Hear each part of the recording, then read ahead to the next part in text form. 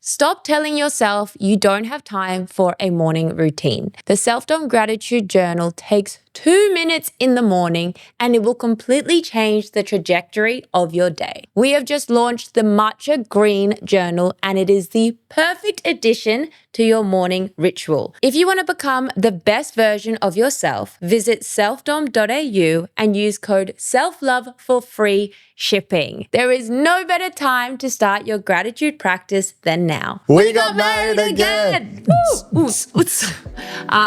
We got married again. We got married again. We're going to answer your questions about the wedding, love life, and everything in between. Here's Crumble as well. A bit of sober curious talk. Yeah, we chat about sober curious. What else do we chat about? Just people trying to navigate, budgeting for a wedding. Was Dom a bridezilla or not? Stay tuned to find out. Our first episode recording since getting back from our honeymoon and wedding. Wedding number 2, let's go. Wedding number 2. Married again. I'm jet lagged, I've got my period and I just did city to surf. So I felt better, but I really wanted to do this episode with my husband. I feel amazing. So he will be taking lead today. 96 sleep score. Let's go. Let's go. My sleep score wasn't too bad. Yeah. We actually did a sound healing at Body by Burner last night, which was really, really nice. Got into a really good rest and digest state. I'm just feeling it. He knows when I get my period, 24 hours, I'm shocking. How good is at the end of the night having a stretch before you go to bed? I do that most nights, right? Dom will sit down and use the Kindle and start to read, and I'll always grab the little trigger point ball and just start to roll around on the floor, a little bit of child's pose, some downward dog and stuff, and it really stretches my body out. So then when I lay flat on the bed, my body muscles, everything feels great. Okay, we're going to stop rambling about the last 24 hours and give the audience what they want. They want to know about our wedding number 2. Yeah, it was okay. I put a little question box on my Dominique Elisa IG. So thank you all for sending those through. And we haven't looked at them until now, but I'm really excited to start reliving the wedding, which we actually haven't posted yet on socials. Why? Well, it's going to be in a publication. Oh. Ooh.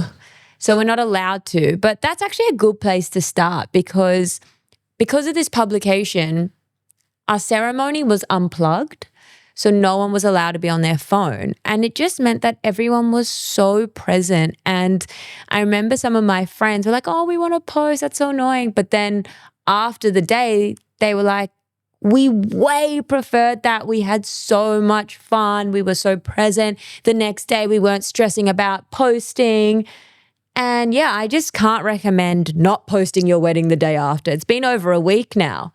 And I actually have loved it. What do you think? I think it's been great. Yeah, the recovery the day after the wedding, everyone was super present. There wasn't this thing about checking your phone. I mean, even if you post stuff, you have that the feeling of needing to write back to everybody who's commenting and that sort of thing. And it just kept us really present and grounded throughout the entire weekend. And I think we had a little slither of that after our engagement. When we posted that, there was so many beautiful comments. And Tom and I are the people who want to get back to everybody.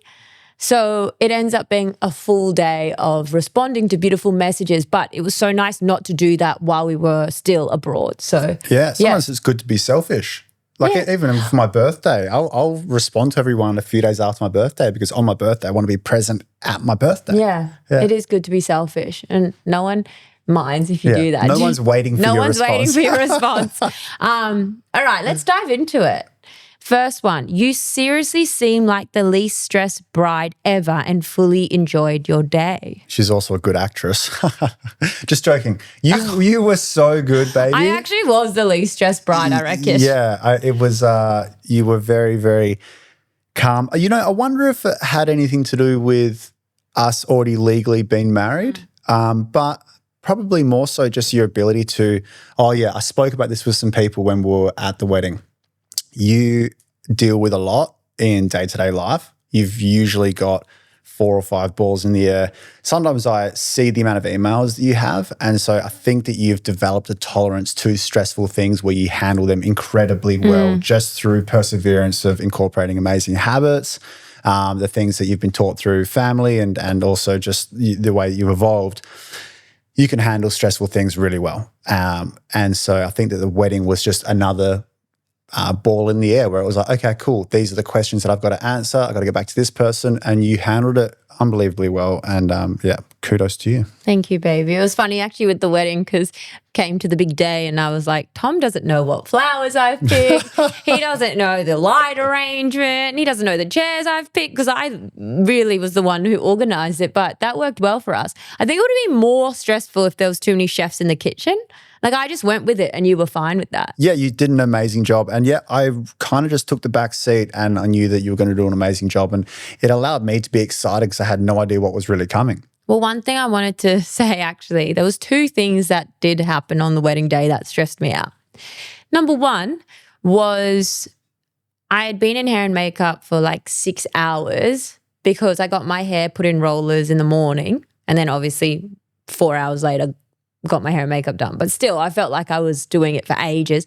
And I'd organised a convertible, a 30-minute drive with a convertible. My hair was everywhere. My makeup literally felt like it just had blown off. And then we got to the venue and the wedding planner's like, you need to be up there. And the bridesmaids were steaming their dresses. Joe was trying to fix my hair. It was such a rush.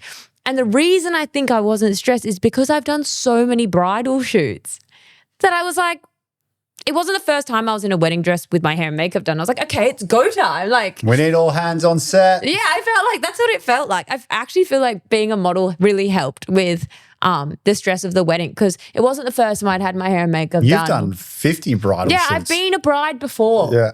50 times for different brands. Was this your favourite? This is my favourite. Good. Definitely my favourite wedding shoot. How did you go transporting your wedding dress and all your essentials overseas? She didn't do it. I didn't do it. My best friend Sasha brought my wedding dress with her. She put an air tag in the garment bag and she took it so seriously. Like, bless her. I owe her forever. And then I remember on the wedding day, we were just moving around a fair bit and it was so hot outside. So I just had the wedding dress like on the side of the road. Sorry, Jess from J. Andrietta, if you're listening to this, in the garment bag. And I was sitting in the car and Sasha's like, I'm not leaving the dress there. I've done so much to get it here. And she's standing out there in the beaming sun and I'm in the air conditioning. I'm like, it's fine. So yeah, she brought it. And then she brought the shoe. She brought a bunch of stuff for me. And then, I mean, we packed pretty light. Most of the girls had more luggage than me, you know. I mean, some of the girls were moving to New York after the wedding. No, but like morale and like a lot of the girls had heavier bags than me. Yeah. My bag actually wasn't too bad. Ours was the same way. Yeah, yours was about 25 on the check-in and what, 13 on the carry-on? Yeah, it wasn't that bad. But thank God for Sasha. Have you spoken about what will happen if you part ways? I wonder if couples speak of this. Not really. Yeah, that's quite intense. Yeah, I think that's... we say we love each other forever. We've just committed through thick and thin. Yeah. We just said our vows. I think we've had conversations about finances where it's like, all right, you've got your thing, I've got my thing. We're working towards like a beautiful family house together and then we kind of just keep everything else separate, which might obviously change over time as we have children and stuff like that, but there's not really, like the intertwining hasn't really changed much from when we were boyfriend and girlfriend, that it doesn't feel like there's extra pressure to have to worry about what if. I wonder if an element of it is I had parents who were together for 37 years married, 40 years together. So it's just not really something in my vocabulary, even though I see divorce and all these things all the time, of course. I don't know.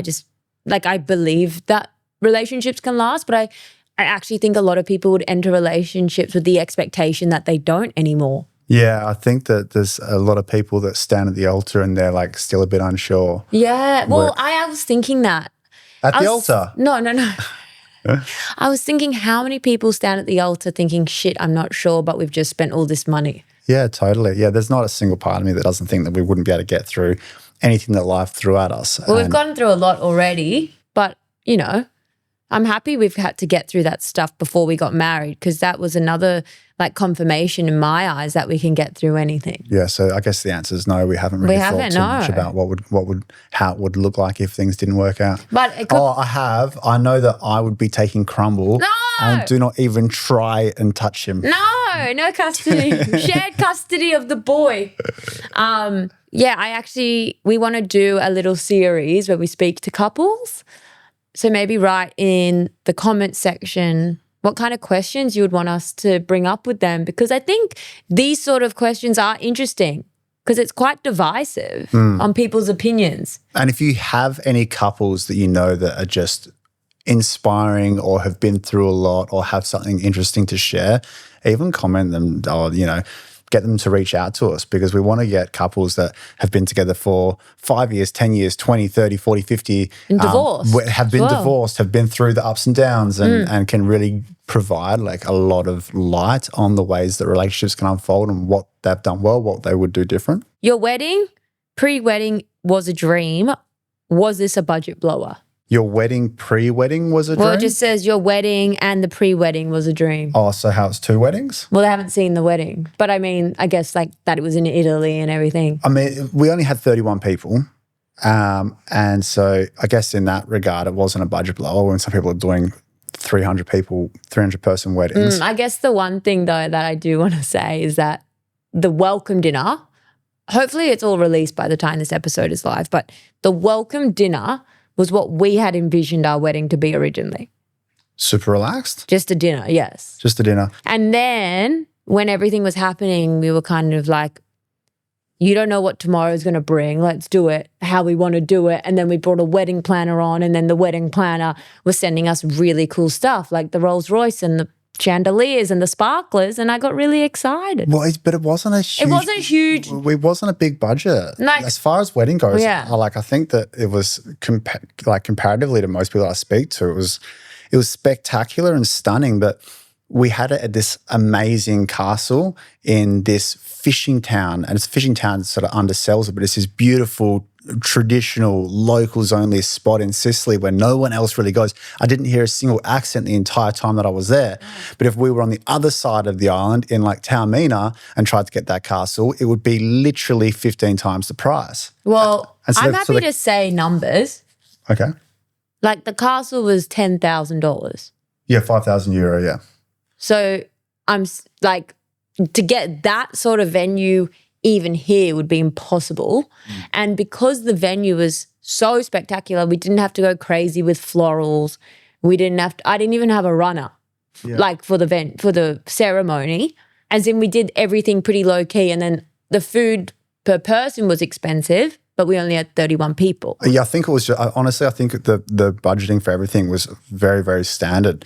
We made it spectacular on a budget, and that we only had 31 people, which was perfect for us. I also think I feel really lucky that we got to have 2 weddings, because I really enjoyed doing a family one and then also having one with your friends, because I do actually believe that you are a bit different with your family and your friends, and we could really go into just that silly, fun self for 5 days with all our mates. 100%. I think that having a family wedding and then a friend's wedding is a huge way to do it. It was just our immediate family, and so we were capped at about 18 to 20 people. And when you have 30 people at the friend's wedding, we only invited 10 friends each, and then half of them had a partner. That's 30 people. And so it also kept it limited, where it's like we're just inviting the immediate family, and then at the next one we're just inviting the friends that we're super close with, which meant that both events were super intimate. You got enough time to really, every single person that came to the friend's wedding was, I had a specific time where I sat down and got to connect with them and catch up and feel like I had a really powerful connection with them at the wedding. Whereas if you got this huge thing that's blown out, it's like you get chopped into a million pieces. And I also think everyone left making new friends. Totally. Because they literally were with, like, it's a one table. Yeah.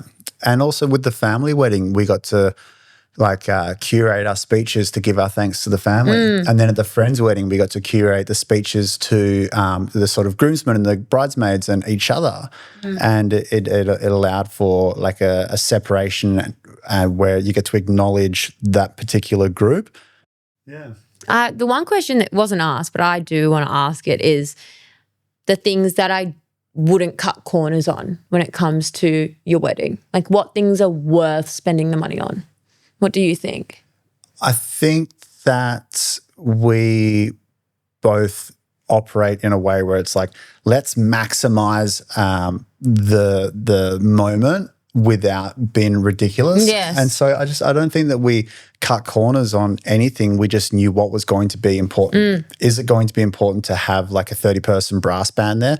No. Is one person with the violin just as beautiful as a 30-person brass band?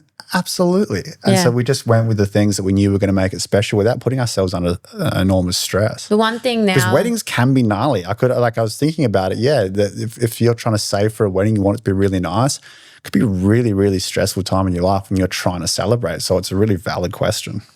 I think the one thing I wouldn't cut corners on is the videographer and the photographer.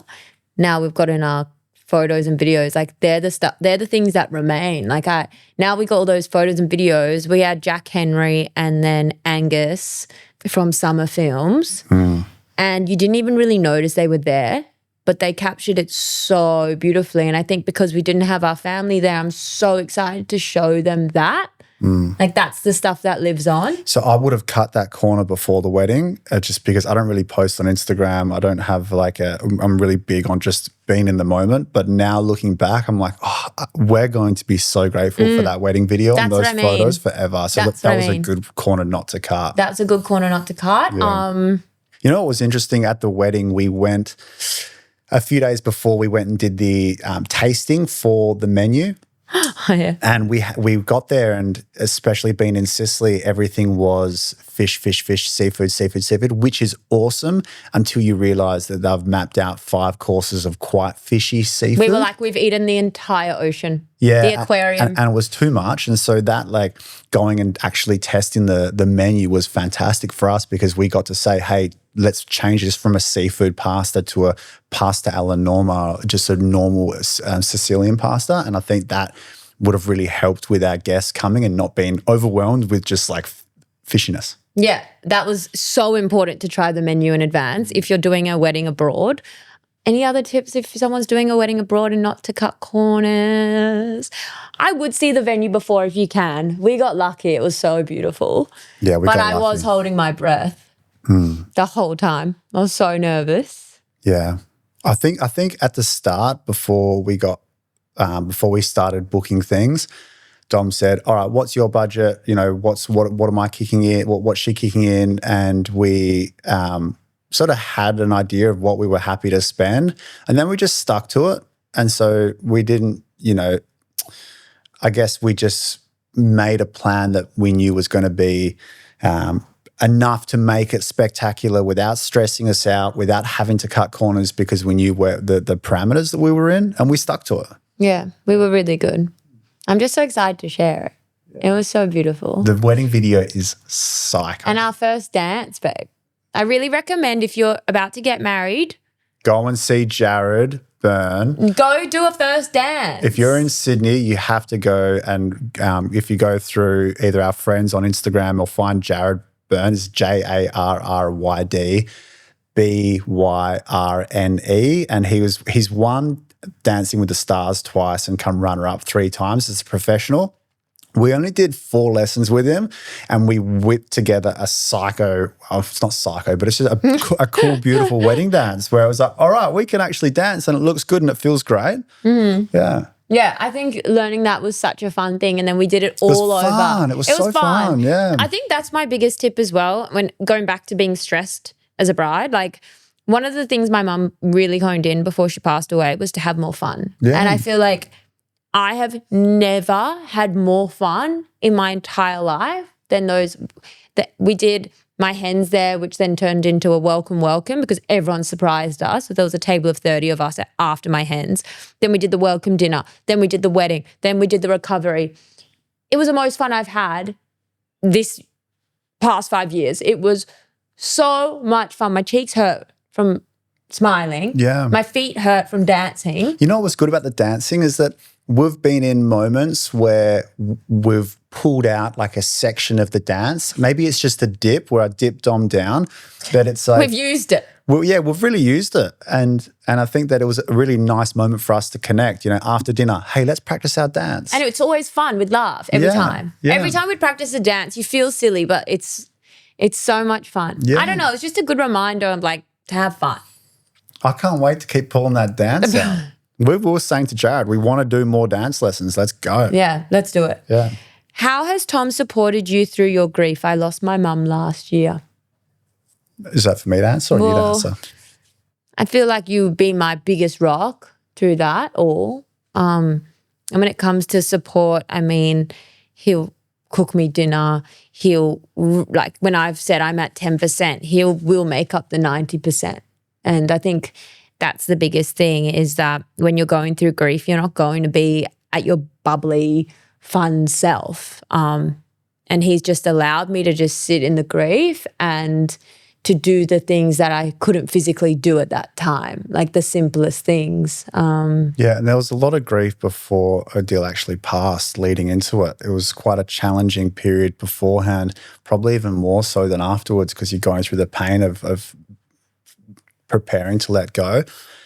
But I also think that you've been a really good communicator, which has allowed me to be there in the way that you needed me, where you were saying things like, it sucks when people say, I hope you're okay. I hope you're okay. It's like, no, I'm not okay. I just need someone to be there and just to hold space and just to listen and to not like throw something out. Like they're trying to be nice and they are being nice. Like, you know, I hope you're, it's just like choice of wording and stuff like that. Which I hated, that was the one thing I was getting angry about. I was like, people were saying, I hope you're okay. And I think you were guilty of doing that at the start. And I just had to say like, stop. Really interesting one. Because I'm not okay. It's a really interesting one that people can take forward is that the hope you're okay didn't sit well and what's an alternative? You know what it is for me? Instead of saying I hope you're okay in a text message, leave me a loco love, make me some food. Like what other love languages can you use? Send me a song like I hope you're okay. I'm not. Like I've lost my mum. I'm not okay. Obviously, it's like a sensitive topic when you've been through it and like when you're in the thick of it. And it was never like anger on anyone who messaged me that. I think I got angry at you because I wanted to change the language and you understood. Is there any tips you would give to like a partner who's dealing with someone who's lost someone in their life? I think that, I mean, especially as a guy, it's just about doing your best to be that emotional rock where you can be there for support, know that your partner might be experiencing a whole wave of emotions and just to be that grounding person. And so that involves you showing up as the best version of yourself, right? If you're dealing with something traumatic within the family, maybe it's best not to go out and you know, it can be easier said than done, but to not go out and drink 10 beers on the weekend because then on Monday, if your partner's feeling up and down because of something that's happened, it's like you can sit there in your grounded self and not just and not react because you haven't been looking after your body. I think, I mean, this year, I mean, I've got a rule where I don't drink in Sydney because I'm here 95% of the time, and so then I get to have fun when I'm out of the city. So it meant that for pretty much the first 5 months of the year, I didn't drink. And that was also during this chaotic period. So setting myself up to be the best version so I could be there for Dom, I think was really big. Yeah. I think that moves us to the last question, which is one partner is sober curious and the other loves to drink. What are your tips? That's a hard one. One partner is sober curious and the other partner loves to drink. I think that honestly, I've really tried it all. I've done like 30 days sober, 60 days, 90 days, 6 months. I've gone to AA meetings. I've gone to, I've done it where I'm just going to have, you know, mushies every now and again. I've done it where I'm, you know, and I've really tried it all. And the thing that I've found works for me is not drinking in the place that I live because it means that I don't have the FOMO because I know, like even right now, I'm going to be going away with my family to Bali for Christmas. I can't wait. It's going to be fantastic. I cannot wait to have a few beers with my brother. If people are drinking this weekend, I don't have that feeling of I'm never going to be able to drink for the rest of my life, which creates a really big FOMO. But I loved a podcast that Dom sent me a while back, and the guy said that every single sort of step that you take forward needs to be acknowledged as an amazing step forward. So if you do 30 days of no alcohol and then you find yourself drinking again, you don't look back and go, oh, I've started drinking again. I feel really bad. Like, what? I'm an idiot. It's like, no, you did those 30 days. That's fantastic. If that's a path that you're trying to walk towards, then you just do these little steps and you keep doing little steps. Like that, for me, my first sort of sober curious moment was like 2017.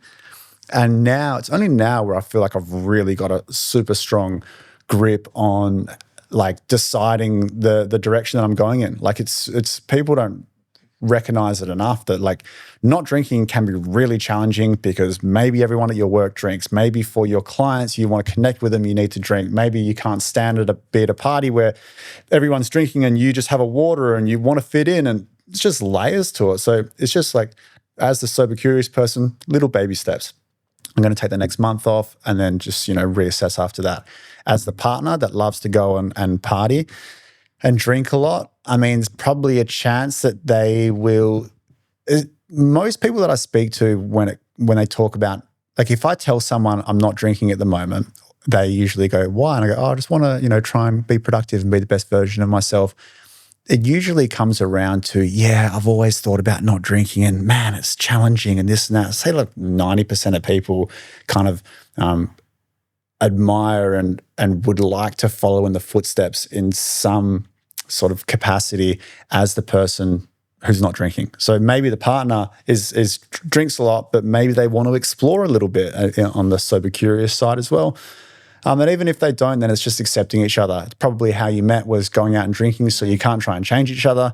You just have to learn to accept each other for who they are and work on growing together as well, which is a really tough thing. It's why it's a bit easier to meet someone later in life because you've already gone through lots of levels of growth where you don't grow apart. So it's just acceptance and just seeing what you can still go and have fun over.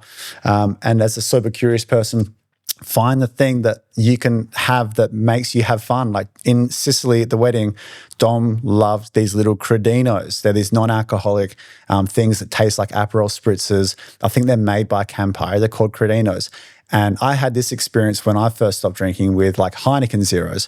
I would always make sure that no matter where I was going, I knew there was going to be Heineken Zeros there because then I could be like, yes, I'm cheersing everyone. I'm celebrating.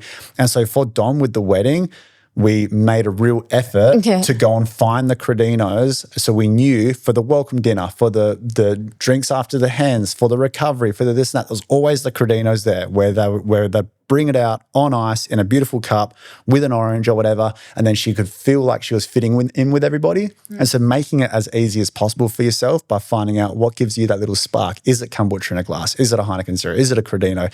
Is it, whatever? I think I'm going to touch on this question as well. Firstly, I think as a couple, it's like very important that you have boundaries that you stick to, because if one of you doesn't drink, you might still be like me in Europe where I was still out till midnight, 1 a.m. I think the boundary could be like, okay, I'm going to still go out and have fun, but I would like you to come home with me when I want to go home because you're still going out, like having, or being before the night starts, like, okay, this weekend, the person who's drinking, he's like, is my best mate's birthday, I'm going to have a big night.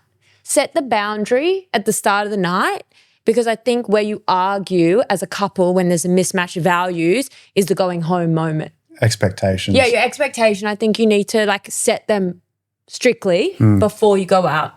I think you also need to have things that you do for fun that don't revolve around drinking. Maybe it is going for a hike. Maybe it's going to a dessert bar. Maybe it's traveling, whatever it is. Have those things that don't involve alcohol so that you're on the same page.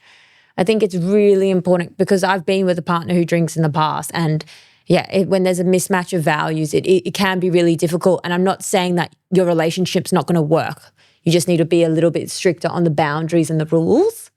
And another thing I wanted to add is that, for example, for our wedding, usually a welcome drink is a big champagne tower. They actually asked us to do a champagne tower, but Tom had this idea, which was to do matcha welcome drink. So we walked out with matchas. Everyone was shotting matcha. It was such a vibe. And it was just such a good reminder to me that you can have fun without drinking. And everyone was really getting around it and having so much fun. So I think when I was sober curious, I thought you can't go out, you can't have fun when you don't drink. But I think you rewire yourself and change the narrative to I can have just as much fun without drinking and I don't need to exclude myself and the people around me will accept me. I don't need to isolate myself. And once you have that vision in your life, wow, it gets so much easier to be sober. Like it doesn't even cross my mind to have a drink now. I think that expectation part is like you just absolutely hit the bullseye with it. And as a person going into that sober curious space, it's like you're probably going to find yourself, I mean, there's like a 99% chance you find yourself just wanting to go and leave the party earlier. You can have an amazing time and then usually it's like 10 p.m. and you're like, okay, time for me to go. And so like, yeah, really mapping out what the two paths look like for you and your partner could be really, really valuable. Like you have to have that sort of acceptance that you want to leave at 10 p.m., but he might want to stay until, 2 a.m. And so just processing that in your mind and it's like, okay, cool.